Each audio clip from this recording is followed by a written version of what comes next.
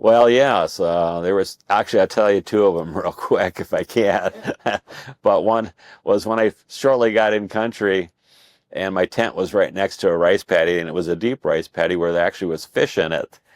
And I thought, oh, this is great. I remember back in my teenage years, which still was a teenager, but being 18 and 19 over there. Uh, but I remember my younger years, going fishing, and you got a cherry bomb or an M80 firecracker, and you throw it into the water and it let it sink down. You tie it to a rock and it explodes, and a concussion brings the fish to the top. And as some of the things that I did as a kid, I thought, boy, I wonder what I could do here with this rice paddy that we had here. And I don't have firecrackers, but I know how I can take this claymore mine apart, and inside is C4 explosive. And I was always playing with that stuff. You could light it up, and you could use it for heating your food, and and it could also be an explosive if you have a blasting cap. So I found some C4, had some C4, took it, made a little handful. This should be about enough, and stuck the blasting cap in it, put it into the rice paddy, ran the wire back to my tent that was nearby, and I took a battery and I ignited it, and boom! And I went, oh my gosh, it was a lot louder than I thought it would be. And I immediately ran outside the tent to see what was going on. And honestly, I am not kidding or exaggerating. The rice paddy from where I saw it, and say it was about 10 by 15 rice paddy around the lakes. Anyhow, the water was down about that far.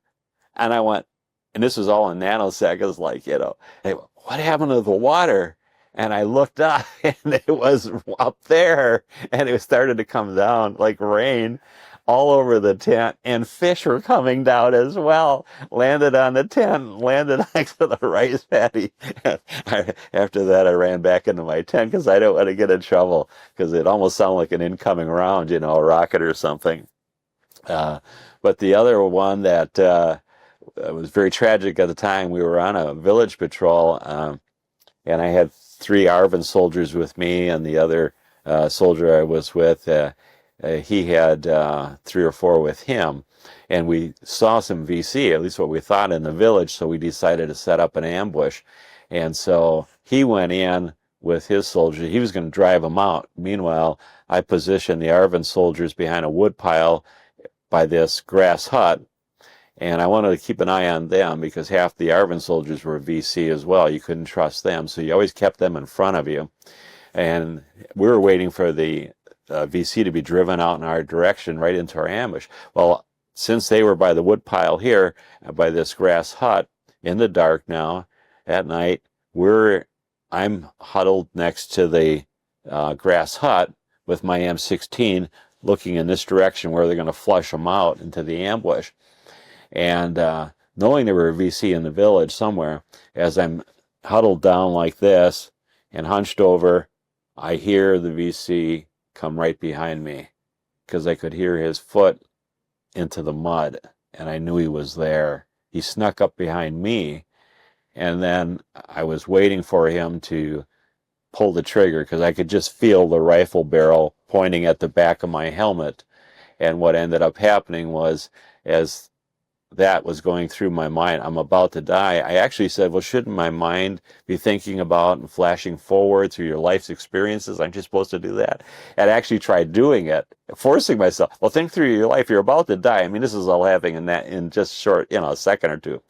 Anyhow, what I ended up doing was just taking a look at what was going on, and I said, wait a minute.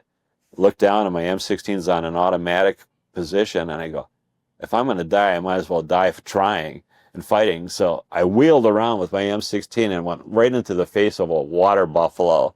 And he was chewing on rice, and he just, and it was that footprint that I heard that I just, thought it was a Viet Cong. So that's a funny story that my wife likes to hear, and my kids like to hear from time to time, maybe more than I should be telling it to them, but that's just a funny story. Turned out well, but I mean, I thought I was dead. I could feel it at the back of my head. I was gone. Then my life was over. So I experienced that for sure.